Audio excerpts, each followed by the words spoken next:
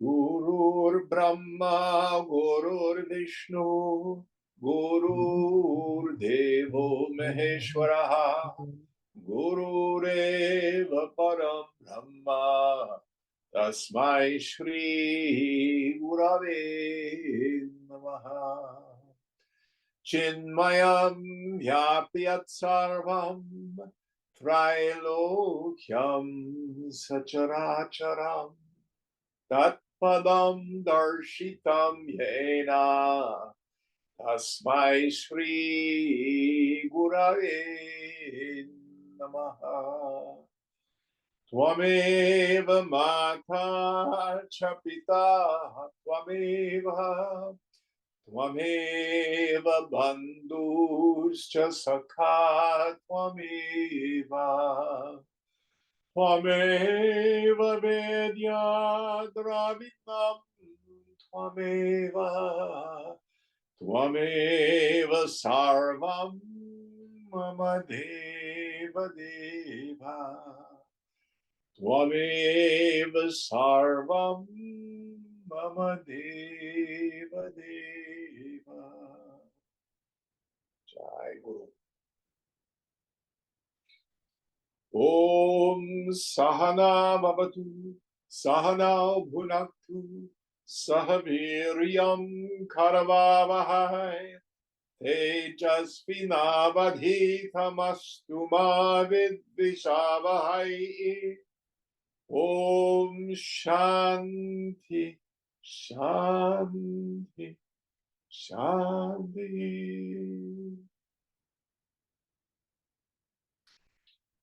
So has Aditi joined us yet? No, she hasn't. Okay. Mark, can I ask you to read the verses in English for us then? Yeah, sure. So what number are we on this morning? We're on chapter 18, number 218. Are they transliterated at all? No. Okay. And no, there's nobody online who reads Devanagari, is there?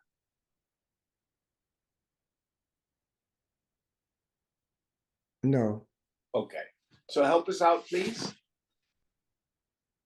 One should be told that one asks and wants to know, and the inquirer desires to know liberation, the self, which is free from unhappiness.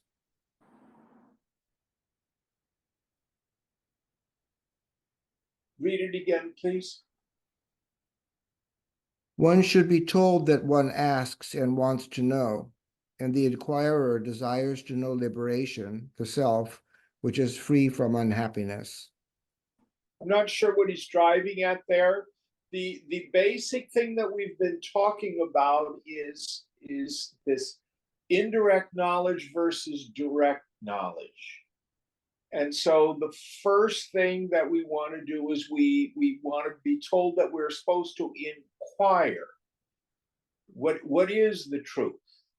And then the teacher will tell us what is the truth. Brahman is, you are that. But then we have to go into our own direct experience through self-inquiry to come to that as something that I know for myself. Next verse.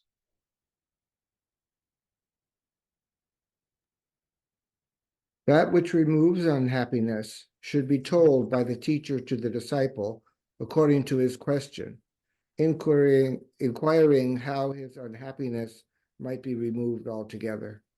So it is the duty of the teacher to answer the student's doubts. How do I remove unhappiness?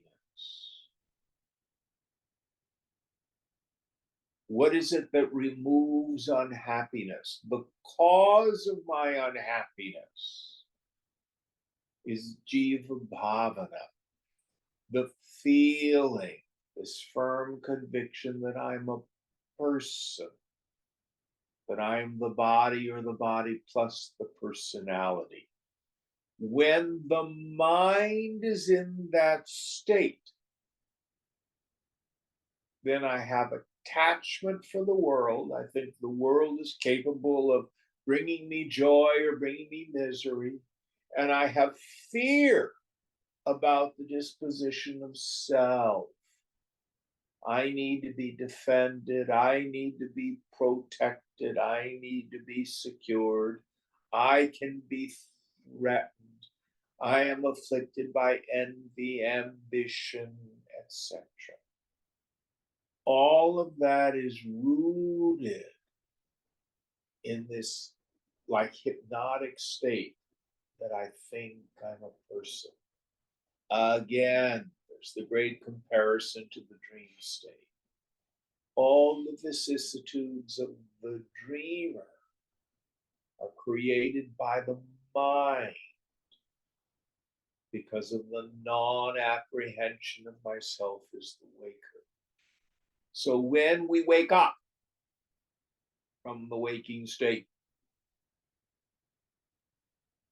what does that mean? When I see this feeling that I am a person is unreal, and I see I'm not the body. How do I do this? Abhyasa vairagyacha. Practice, and then we again stress. Let go of the world.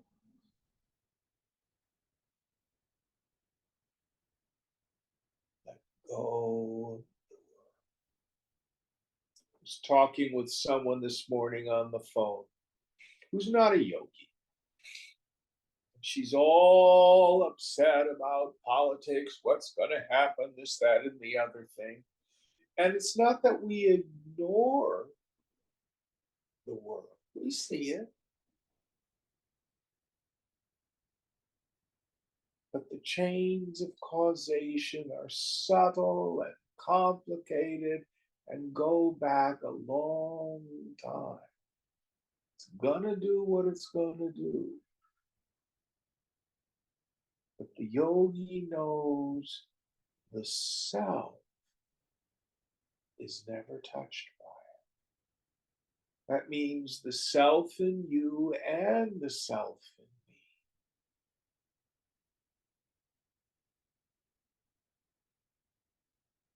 When a yogi realizes that myself, the self, is birthless and changeless and immortal, deathless, we realize that's the truth of everybody else too.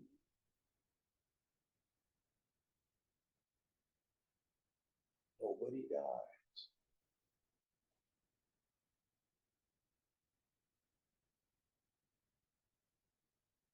It's going to be okay.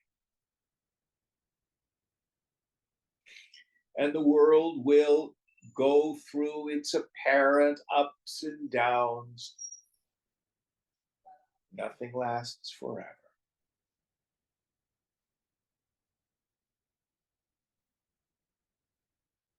And the yogi has found out where is happiness. Happiness is who I am. What I'm looking for, I'm looking with. Let go, let go. Next verse.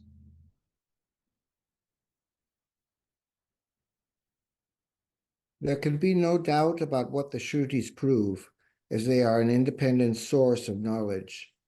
The words of Shrutis, therefore, produce the conviction that one is free, so it should be said that such is the meaning of the Shrutis, as it has been proved that they do not contradict any other source of knowledge. So in Hinduism, for us Westerners, we don't hold them in the same religious reverence. But the Upanishads, the Vedas, are Shruti, meaning you hear them from the infinite. And they're one of 4 pramanas, means of knowledge. The Shrutis thunder. Prajnanam Brahma. Brahman is consciousness. Where is it? I am Atma. Brahma, this self is Brahman. Tatvamasi, you are that. And the exclamation of the yogi at the moment of realization is, Aham Brahmasmi, I am Brahman. Listen, not that, oh, I know Brahman. I am a knower of Brahman now. I am a very enlightened person. I'm powerful now. Come touch my feet. No. When you wake up in the morning, you don't think, oh, the dreamer is now liberated. The dreamer has attained. Oh, the dreamer's gone.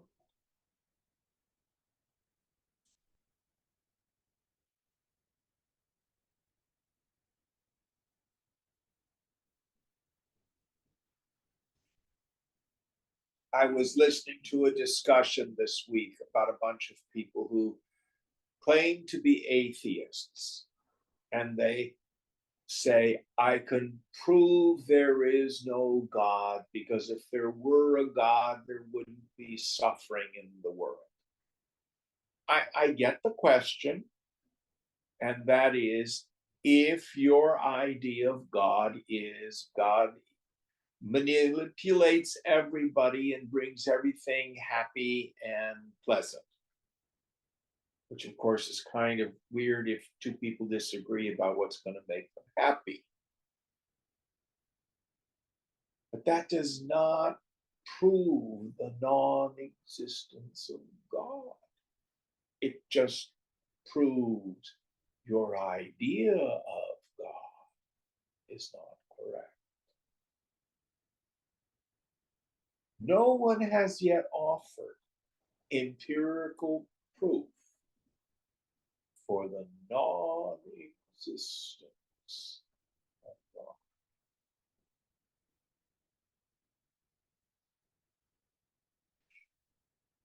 And the scriptures offer us a way of self-examination where we can come to see the ground of being, something very real, directly known, directly experienced,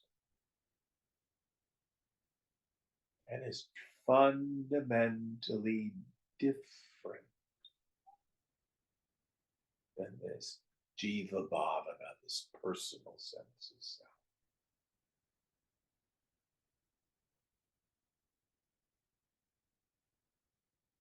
So we can take the scriptures as an authority. We can take the recorded evidence of the great saints as affirmation of that authority. They thunder, it's true, it's true. Your own logical reasoning, and the fourth praman, my own direct experience. They should all line up. Now, some people think all you need is scripture. It's a valid means of knowledge. Listen carefully. What it will give you is the intellectual conviction of the truth. Brahman is. It does not necessarily give you the direct experience, I am Brahman. First is indirect knowledge, the second is direct knowledge. Don't be satisfied with just being a scholar. Jim, I've been studying this stuff for years. How come I don't seem to have this direct experience? We go back to Shankara's qualifications of a fit student. If we're not having the direct experience, we need a tune-up. Usually, the problem is attachment.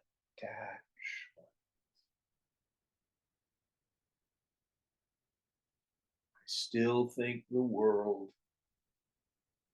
is real and can deliver some kind of happiness, or is the cause of some kind of misery. Let go. Any thoughts? Next verse. The knowledge of the self, different from what has been said before, is unreasonable on the authority of the Shrutis. It is unknown to those who know it, and who will know the answer. So, again, he's riffing on this distinction between direct and indirect knowledge. Remember, we had the idea the person who knows it not. The one who knows it not knows it. Making this distinction between an intellectual grasp and a direct experience. So if we're having discussions, what do you think about the self, or what do you think about the self? And we've made the self something external, an idea. Let's talk about evolution out there. What do you think about evolution? That's an idea, that's a concept. Approaching Vedanta from that viewpoint does nothing to free us. Who sees the coffee mug? I do. That's yourself. Yeah, but I'm just, a miserable creature. Let's see if that is true. Now, with that direct experience of I, discriminate between all objective phenomena and the knower, the cognizer, the seer, the direct experience of I.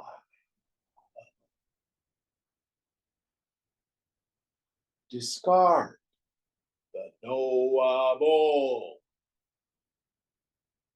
See what remains.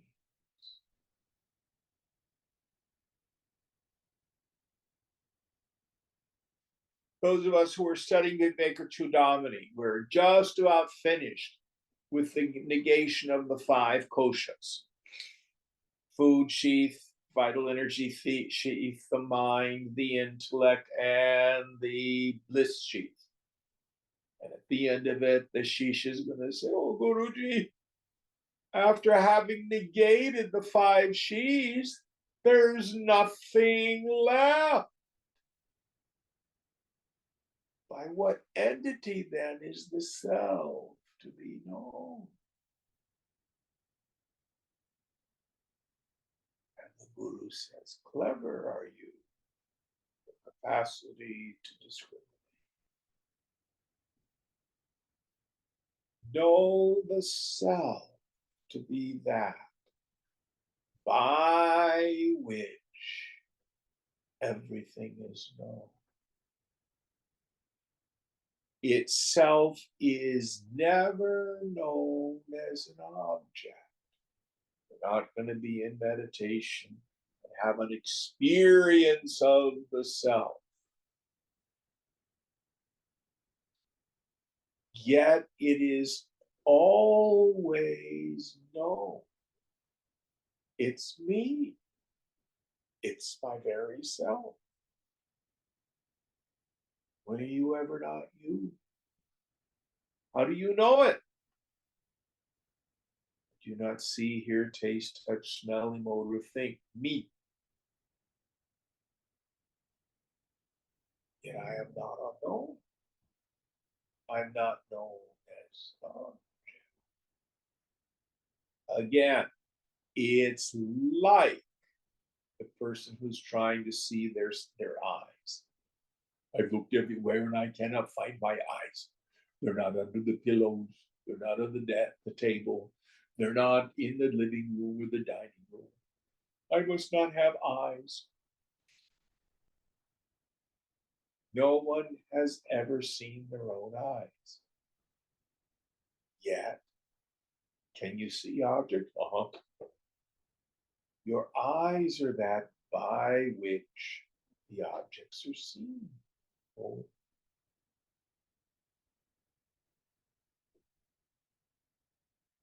Yourself will never be seen as an object.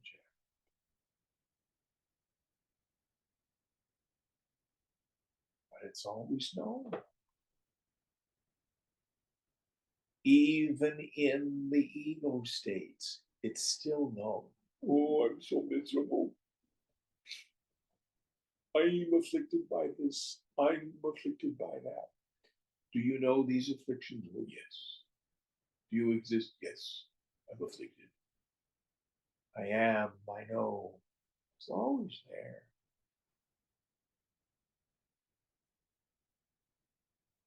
So whenever someone says to me, oh, I had an experience of the self in the past and I want to get back there, it's very clear. No, I'm not saying you didn't have a marvelous experience, but that's not it. Who is aware of the conversation we're having right now? Oh, yeah. That's yourself. But it's not fancy. It's not ecstatic. There's no bells and whistles. That's right.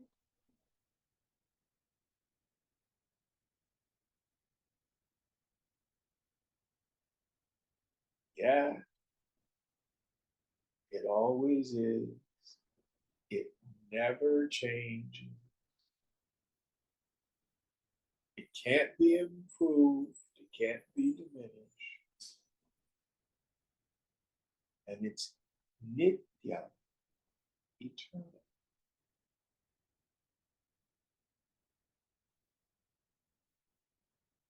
Yeah, but I want ecstasy.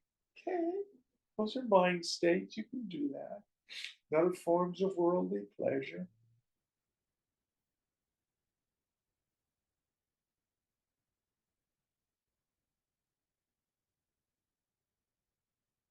But they come and they go.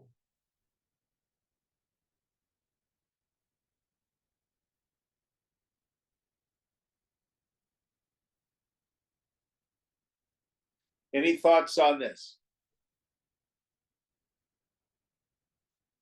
The insight in the subtle intellect.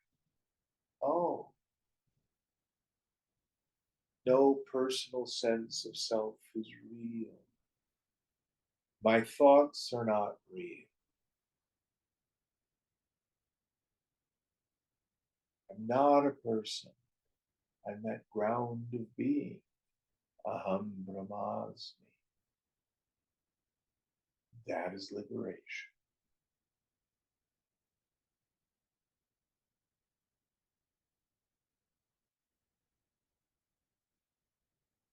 Next verse.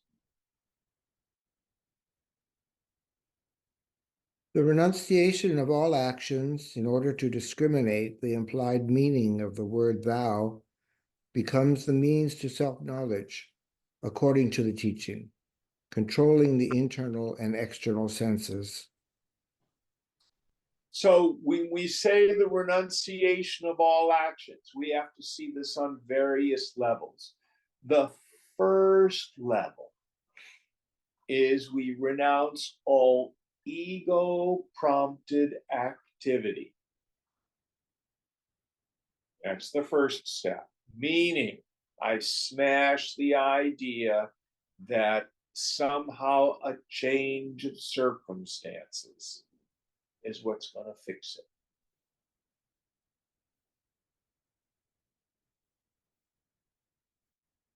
In Dante's Inferno, there's a slogan emblazoned on the doorway of hell: abandon hope, all you who enter here.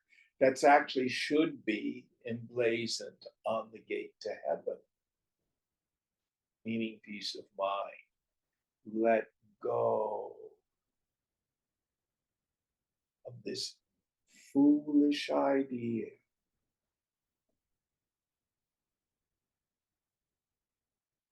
that struggle is going to make it better. Then the deeper implied meaning. Sit in meditation. Just don't do something. Sit there and allow the unconscious throw up, unload, and just stand back psychologically and watch.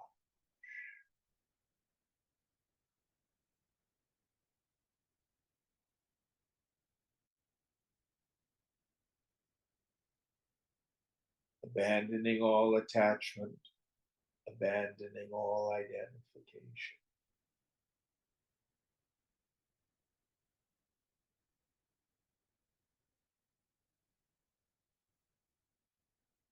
This is the methodology, Shankara is saying. Any thoughts on this?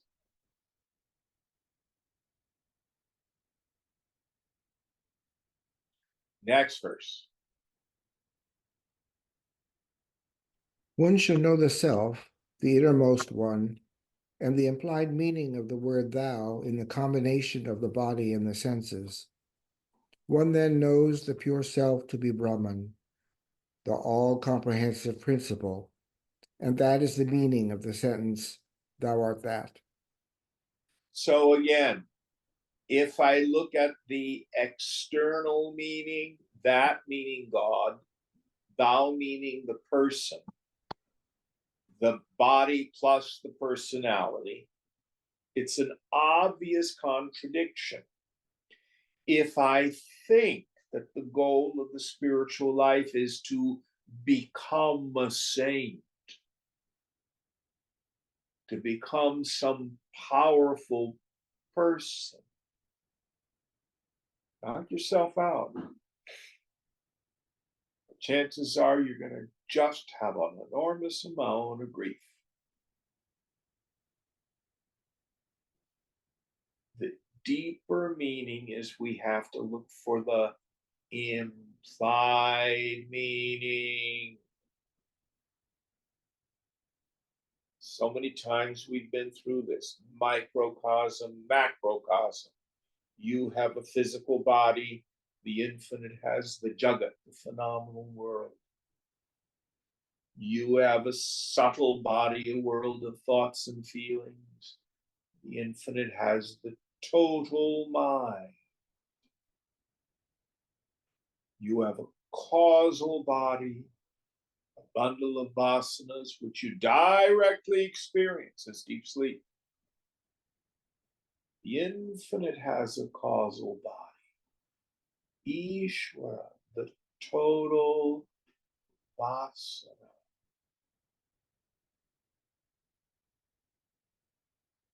Neti, neti, neti, neti, neti, neti. Not this, not this, not this, not this, not this, not this. Koham, who am I? Chilakash, space of consciousness. It's the knower of the body mind.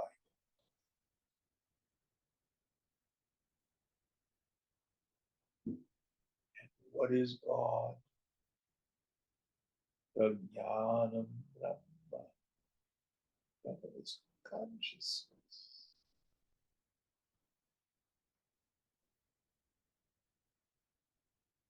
Infinite being in which all this arises like a dream. And that self in you and that ground in me. Same thing.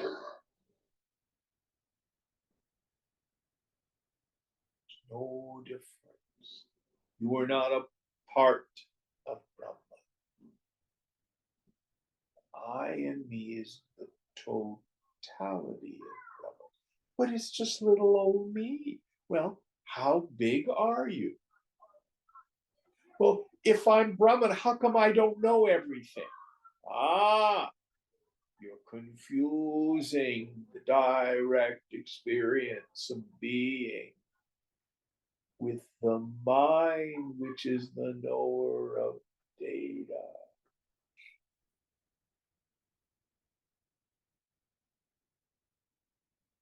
Just like on Monday, you can look through a telescope and see the planets. And on Tuesday, you can look through a microscope and see creepy crawlies. And on Wednesday, you look through your binoculars and you see the people playing in their home across the street. What is different? The instruments through which you are viewing, which reveal and occlude.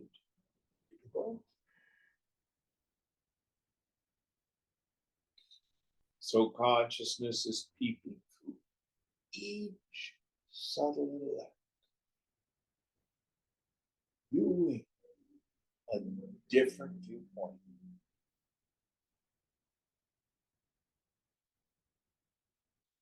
But it's the same self looking through each little magic hole in eternity. Peeps out onto this jagat, this world. Next verse. No actions can, therefore, be enjoined on one when one has known the meaning of the sentence. For the two contradictory ideas, I am Brahman and I am an agent, cannot exist together.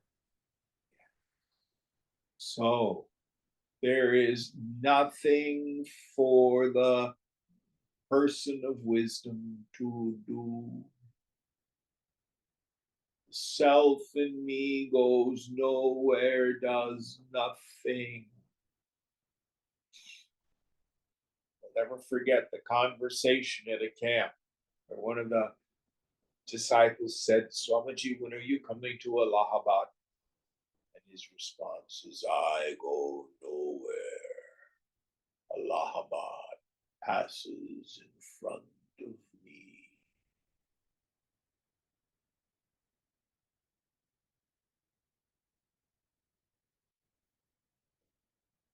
I am not the agent.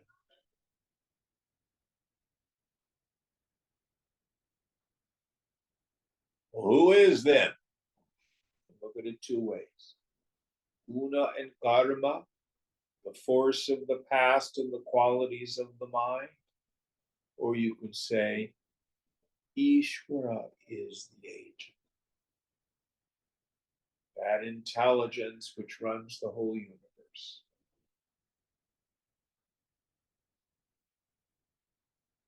Abandon sense of agency.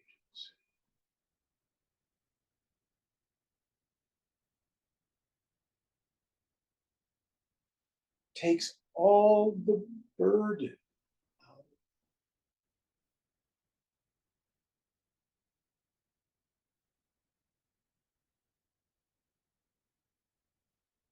No regret for the past, no worry for the future.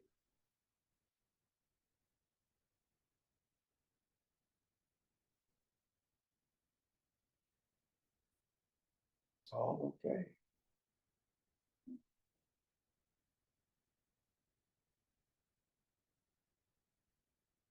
Next verse.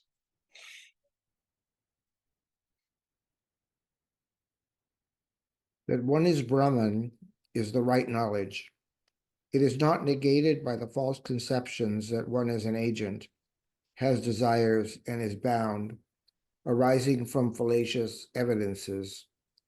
This false knowledge, for example, I am an agent, like the identification of the self with the body, becomes unreasonable when the knowledge that one is Brahman and not other, that it is firmly grasped according to the teaching of the scriptures. Yes. So again, he starts off by saying the feeling that I'm an agent never really occludes the direct experience of the self. If you have the feeling, I need to do X, Y, and Z, do you not know that thought and feeling?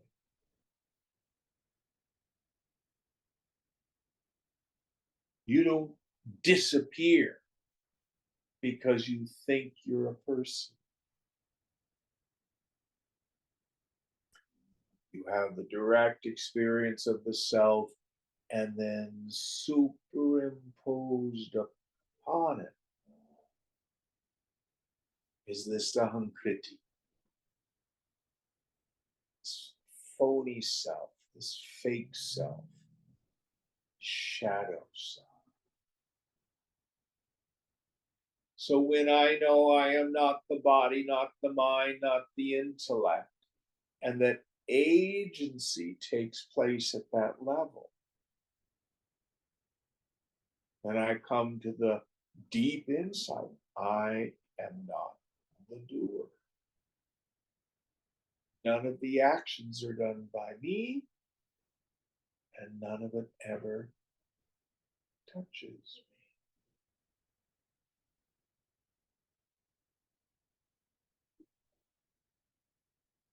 Vidyaranya has been using the word kutastha to refer to the self. Kuta is a mountain.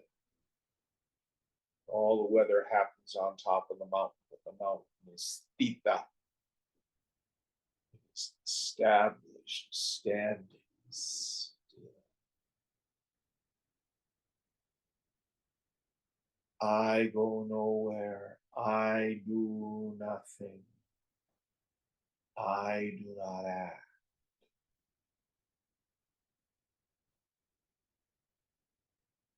The world passes in front of me.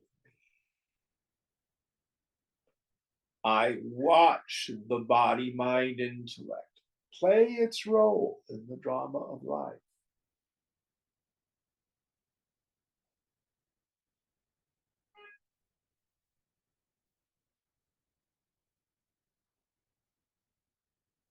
Other times, Shankar will say, see the body, mind, intellect like a shadow. Walk around, you have no particular concern for your shadow.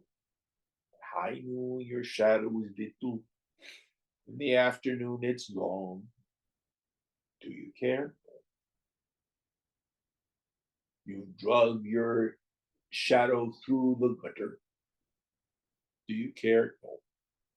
It's an overcast day, no shadow. Ah, no.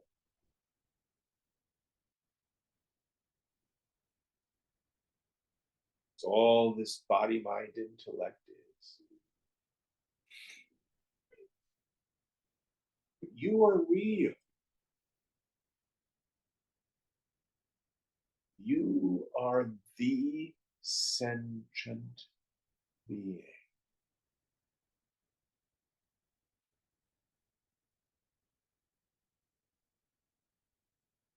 You exist. You are being Baba. You shine as pure awareness, Prakash.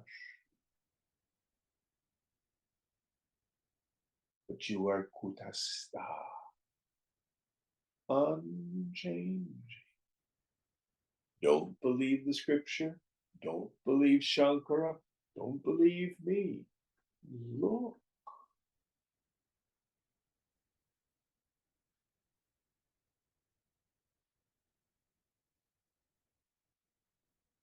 Next verse.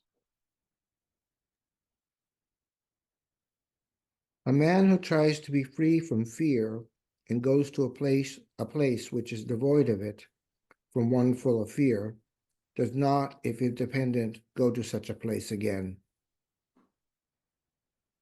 So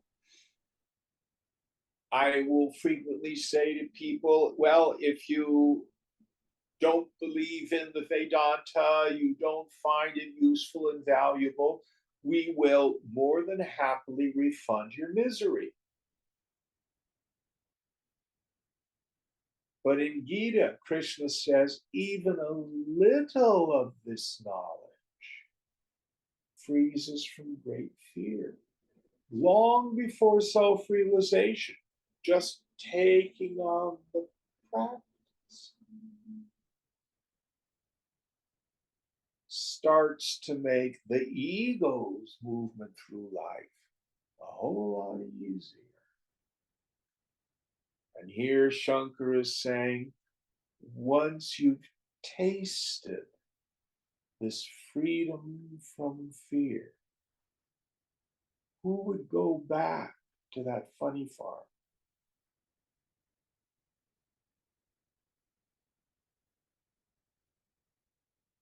But such is the power of Maya. We can be in class, we can be on a meditation retreat, we can be at home in deep meditation. It's all so clear. But then something will trigger a vasana, and funk, down comes the veil of ignorance. Like a fool, there I am, suffering again.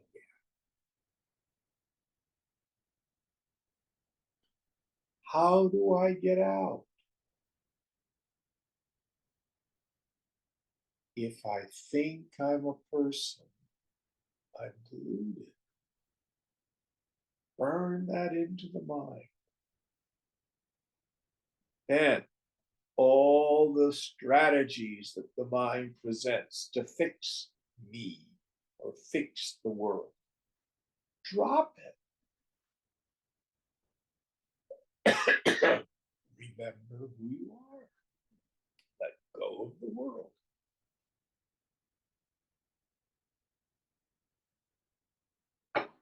Viveka Vairagyacha. Discrimination and then detachment.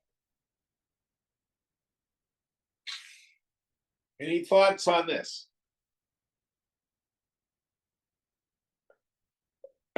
Excuse me. Next verse. How can there be the possibility of wrong conduct on the part of one on whom renunciation, etc., are enjoined, and who is awakened on knowing the implied meanings of the words, and is aspiring after the comprehension of the meaning of the sentence? So this can be taken on a bunch of levels. When we're still a sadak, a seeker, we've internalized to some degree the teaching we get in Kathopanishad. Two paths approach a person, Shreyas and Preyas. Preyas is what's dear to me, what I really like, meaning the indulgent part of the mind. Shreyas is what's good for me. See if I can use a worldly example.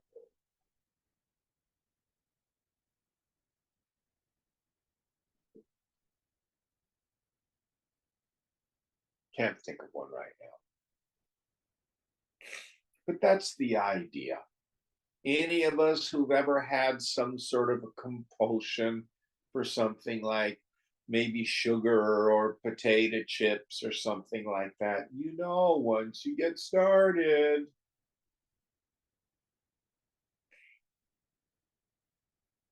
so the yogi in the beginning endeavors to do what is electable, not what is delectable. understanding this law of the mind prefers the familiar. It will frequently prefer the familiar, a habit, to the good. So in the beginning, to choose the good takes effort. This is right effort, purushartha. But if we keep at it, hasten slowly, one step at a time, the good starts to become familiar. I think the clearest worldly example is if you haven't exercised in a long time and then you go to the gym. The first time you work out, oh, the resistance, you feel, oh, everything hurts. But if we keep at it, the time comes, oh, I just hate it when I miss a day of exercise. I really love doing it. Get all the endorphins and stuff like that. The good has become familiar. So with our spiritual life.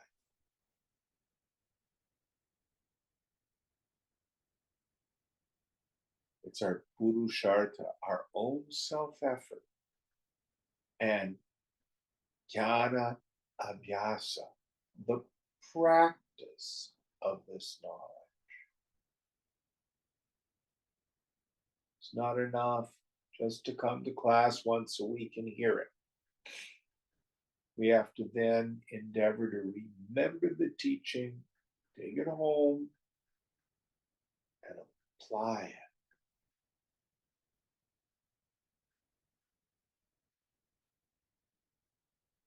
And as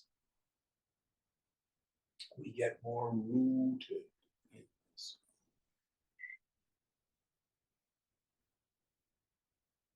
when I know what's the cause of my misery, what's it feel like to want something you don't have? It sucks. Why don't you try giving up the longing rather than struggling so damn hard to get what you want? Okay. Once we learn that trick,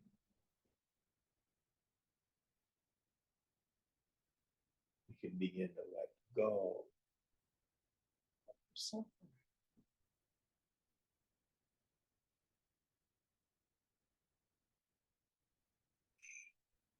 Next verse.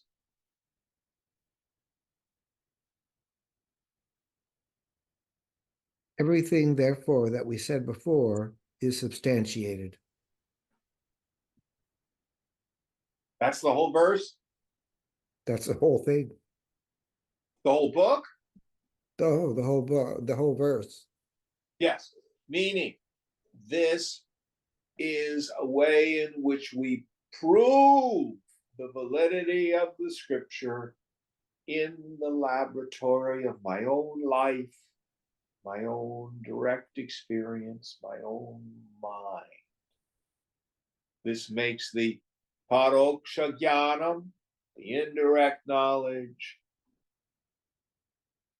mature into direct experience, aparoksha jnana.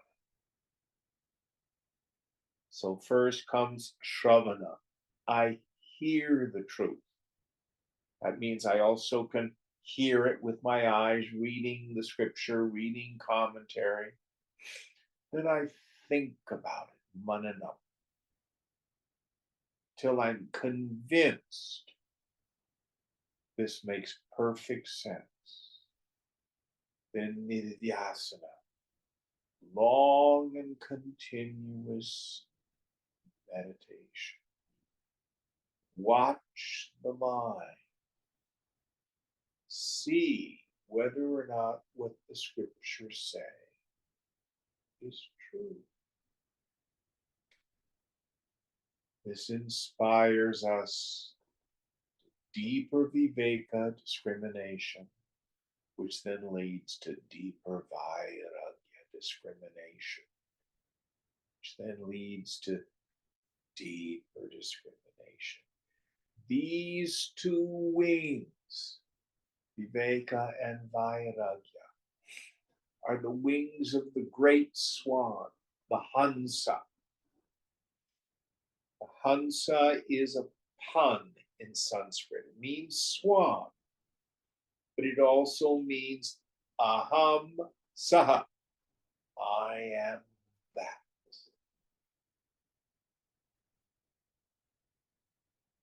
Those two together, the wings that take us on the flight to the infinite. All right. How much more do we have in the text? Quite a bit.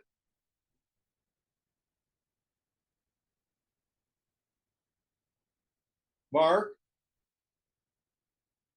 Oh, sorry. I was muted. Around 11% is left. Okay.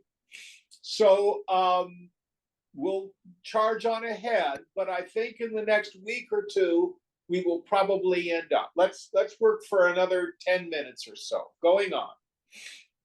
Okay. One does not try to attain anything in which one has lost interest. Why will a man seeking liberation make any effort at all who has lost interest in all the three worlds? Read it again. I'm not sure I got the gist of it. One does not try to attain anything in which one has lost interest. Why will a man seeking liberation make any effort at all who has lost interest in all the three worlds? Okay, I get it.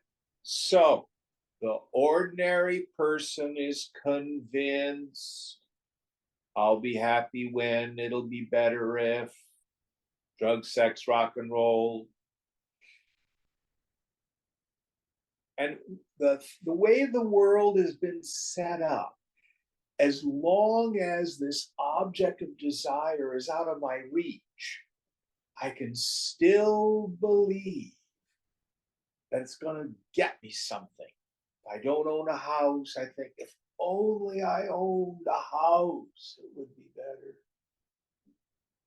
Or there's the fantastic job. If only I had that job, it would be better. I love the story of Luciano Pavarotti, the world's greatest tenor. His goal in life was to be the world's greatest tenor. And he got there. And then he went into a deep depression. Well, this didn't do it. You know, it's just stuff in the end.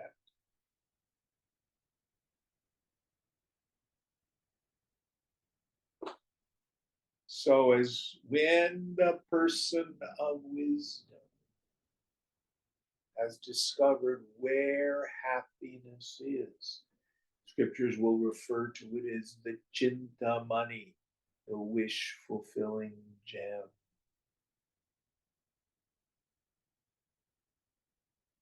Why would that person be tyrannized by the world anymore?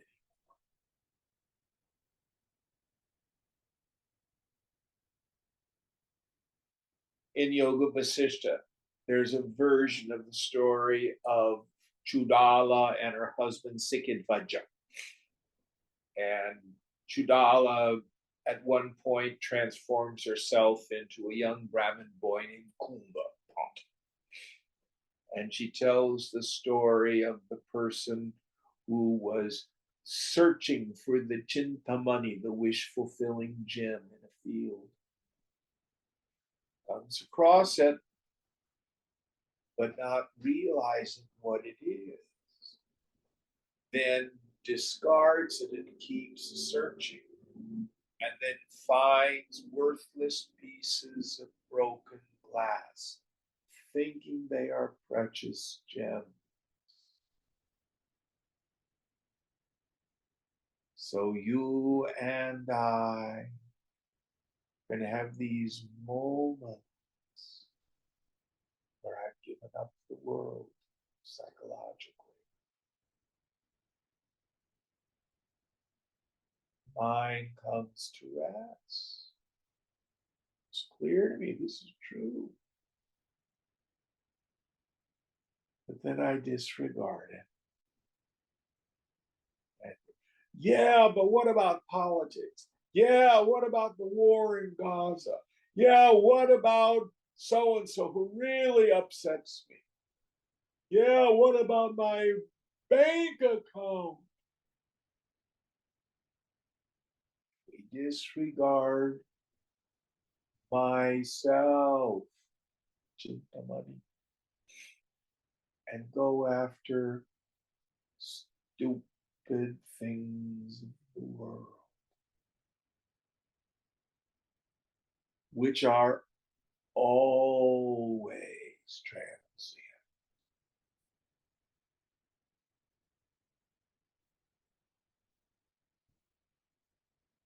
Always finite. Always change.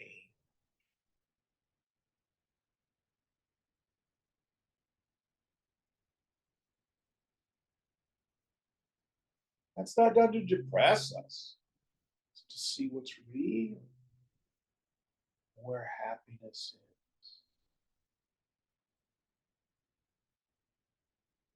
Chidanandamupaham. My form is bliss consciousness. Oh, oh.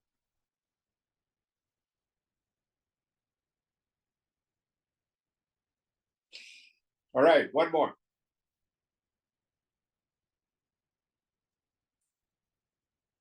No one likes to eat poison, even if pressed by hunger. So, no one who is not an idiot will knowingly wish to eat it when his hunger has been appeased by eating sweetmeats.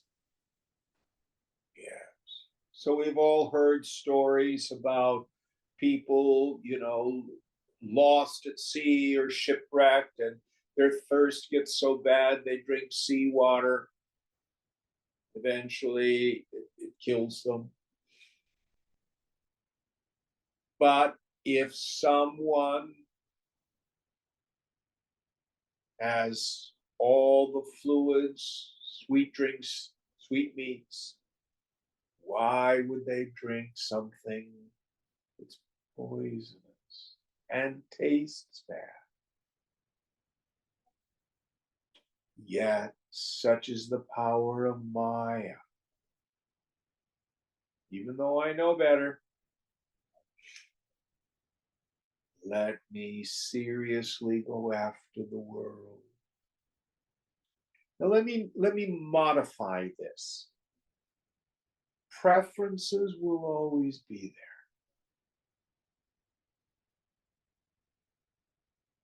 I like Indian food. I'm not particularly fond of Japanese food. I prefer quiet, but if it's noisy, okay. But that's different than when I'm convinced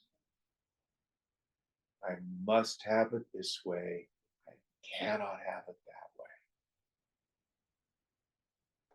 And here Shankar is saying is once we found this Chintamani, this pearl of great price, the world cannot grab us anymore. It's there. See it.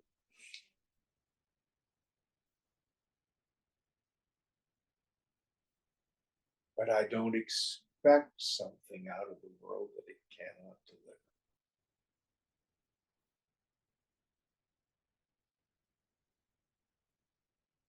It's like Lucy in the football. Charlie Brown wants to kick the football. Lucy says, I'm not going to jerk it away this year. Every year she does. So you and I say, maybe this time people, places, things, and conditions. They're going to give me the thrill I want. For a moment.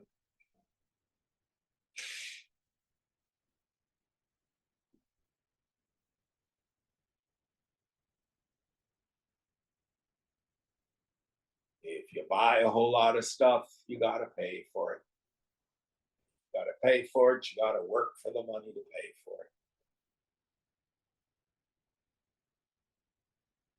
So many simple things become clear.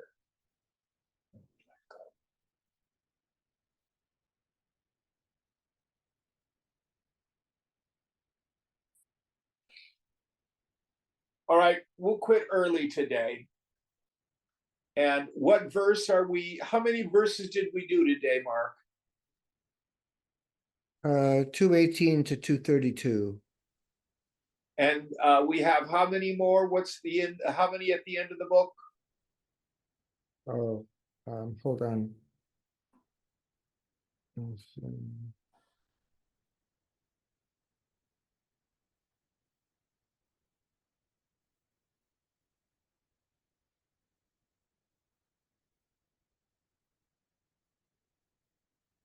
Actually, Is it 260 something? no, there's a chapter 19 coming, but there's only 3% left. It's a short chapter. Okay, There's let's. 29 verses left. Pardon me? There's 28 verses in chapter 19 and one left in this chapter. Okay. So I suspect we can, let me look at the calendar. So today is the 6th. Do you want to shoot to start the new text, say, on the 27th? Or do we want to go ahead for sure and go into April and take a week or two off, depending on how it shakes down? What works for you guys? Anyway, it works for me. Why don't we shoot for April 3rd to start the new text? Then for sure we'll know that we'll be finished with this, and we can go ahead and make sure everybody's able to acquire the text.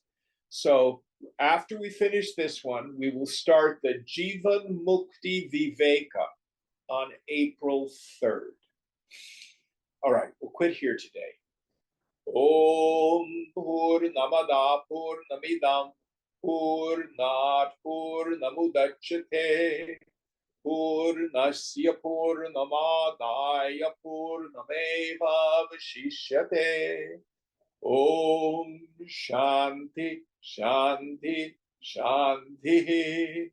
Hari Om Sri Guru Pyo Namaha. Hari Om.